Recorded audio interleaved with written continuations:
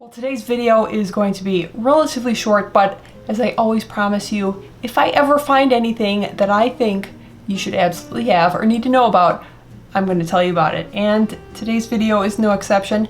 This is a plant that I had no idea that it comes in a mini version. That's right.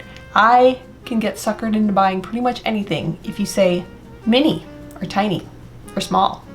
That's right.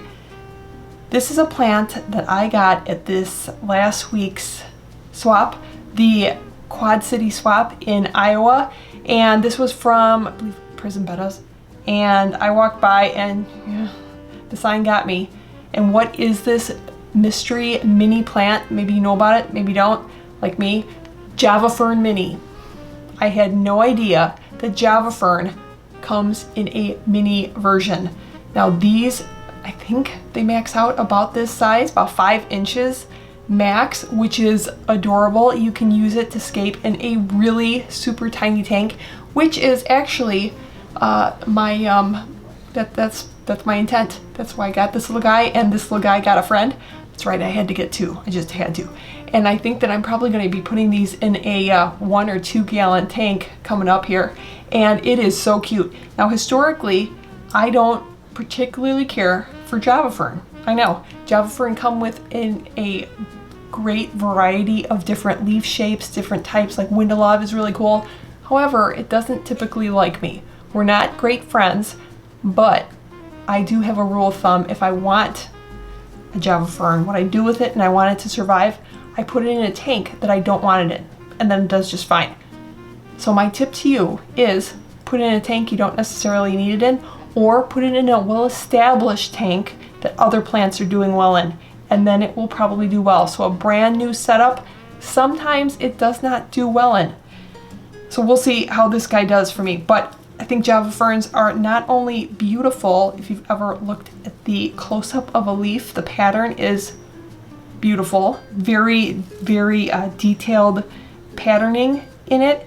And then it's also really fun how it makes babies. It has little tiny plantlets that it produces on the leaves. So don't think that it's dying. It necessarily is not dying. If you see little black spots on the leaves, those are little plant babies that will eventually pop off and float around in the water. Java Fern are great because you can plant them a number of different ways. They're kind of like a Nubius, where you can glue them.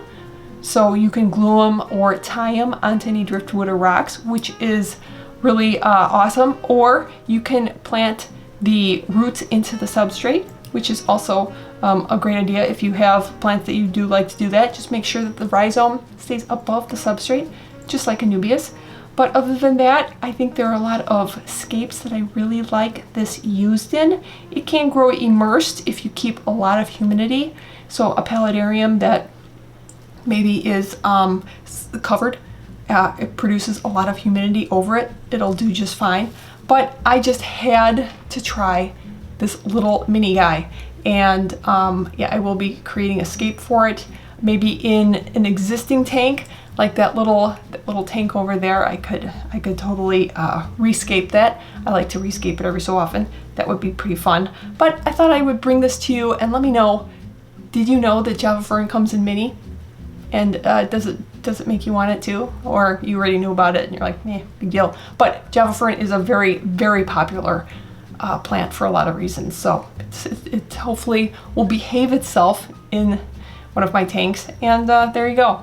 So wish me luck, and let me know, do you really love Java Ferns? And if so, what kind is your favorite? Thanks for watching, and I'll see you next time.